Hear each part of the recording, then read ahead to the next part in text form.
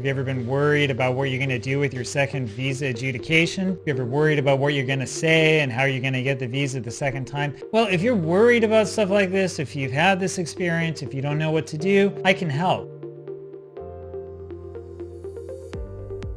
Now, I've served as a visa officer before for the United States Department of State. My name's Daniel. I served in China a couple of times. I was also in Ottawa, Canada, and I've seen thousands upon thousands of different student visa cases, including thousands of people who were refused a visa before. I know how it works, I know what visa officers think, and I can give you some tips to help you through. Now, when it comes to figuring out what to do for a visa interview after you've already been refused a student visa, there's one trick that you really need to keep in mind, and that is that you need to be able to tell the new visa officer at the beginning of the interview as quickly as possible why that officer should give you a visa. You have probably around 15 seconds at the start of your second interview to convince the officer that you really qualify for the visa and that you naturally should receive it. You need to lead the second interview with your biggest asset. So what is your biggest asset? What's the most important thing that you can say? Well, everybody's circumstance is a little bit different. The thing is that visa interviews to go to the United States to study or to have vacation or to do any of these other things all depend upon individual visa interviews. The way that the process works is that every individual applicant has to meet with a visa officer one-on-one for a one-on-one interview. And so as a result, every bit of advice that I give you or somebody else gives you needs to be tailored to your individual circumstances,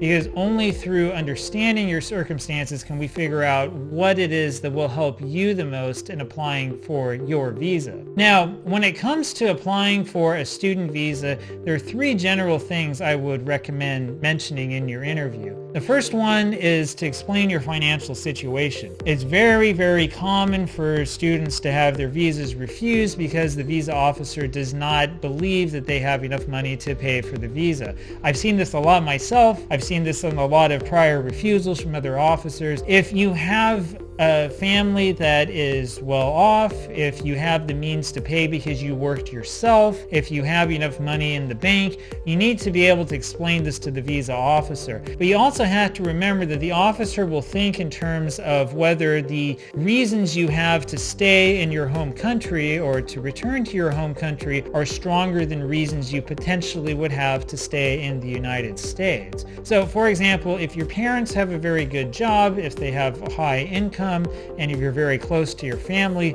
this is the sort of thing that you want to lead off with in your interview. This indicates that you're likely to return to your home country after studying in the United States. Now, the second thing you really need to focus on is explaining the reason why you chose the school that you chose. So back in the good old days when I was in Shenyang, China, I saw hundreds upon hundreds upon hundreds of students who would apply to go to the United States to study at this school or study at that school. Frequently, when I would ask them, why did you choose this university? The answer would be something like, oh, this university was founded in 1834 by so-and-so in whatever place it is in the United States. Now, the problem with this type of answer, though it's easy to prepare, is that the visa officer will not know anything about you as an applicant. When the visa officer asks, why did you choose this school? The officer really wants the applicant to say something that will let the officer know who the applicant is as a person. In other words, what you really need to do is you need to be able to explain to the officer the real reason you chose this school. It's likely not because you did a Google search and found this random school. Perhaps you like what the climate is like in this place that you're studying. Maybe it's close to the beach. You want to go visit the beach. It's a perfectly valid reason to go to the school. Maybe you have a friend who went to the school and you say, oh, my friend went there, or my relative went there, something like that. So you need to give the real and honest reason why you chose the school, because the visa officer will be able to tell if you're coming up with a reason that's not genuine. And finally, number 3 is you need to be able to explain your long-term plan. Now, these days, because of political conditions, visa officers are very, very sensitive to the reasons why people are going to the United States. If the officer thinks that there's a chance that you will want to stay in the United States indefinitely, or if the officer thinks that you don't have a specific plan, it will be very difficult for you to receive the visa. However, if you're able to articulate a very specific plan to go to the United United States. If, for example, you're able to say, if I go get this degree in the United States and come back to my home country, I can get a better job, or I can go to graduate school, or there's an internship waiting for me, or something like this, that is much more convincing. You need to explain to the officer that your purpose in studying in the United States is to develop yourself as a person back in your home country, not necessarily so that you can go study in the United States and then stay indefinitely. So keep that in mind. The officer always wants to hear the reason why you're coming back to your country